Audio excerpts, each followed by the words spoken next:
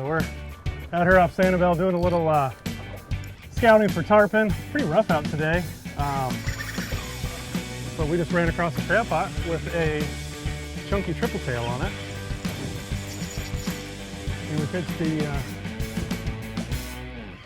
3.5-inch slowtail at it.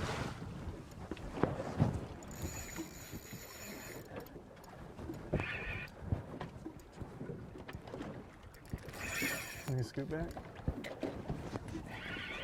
These guys put up a good fight, and nice little bonus when you're out here targeting tarpon.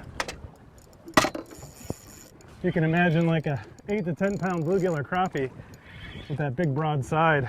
That's what these guys are like. Here he is right here.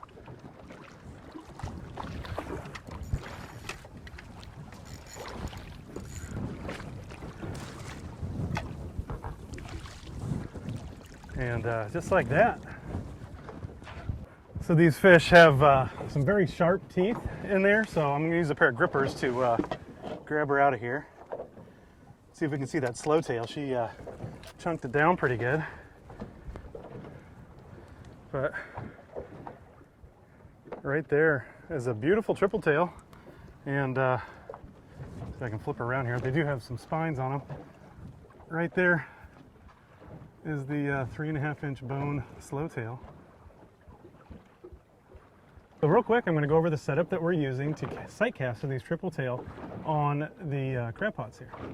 I've got the 3.5-inch Slowtail Swimbait. This bait is designed for slow swimming action near the surface, which is perfect when you've got fish holding tight to structure and they're not going to move very far. So you can retrieve this slowtail at very slow speeds in the target depth. I'm throwing that on a 5000 series spinning rod, medium heavy, 20-pound braid, 30-pound fluoro. It's a perfect setup for doing long casts into the wind and fighting these hard fighting triple tail.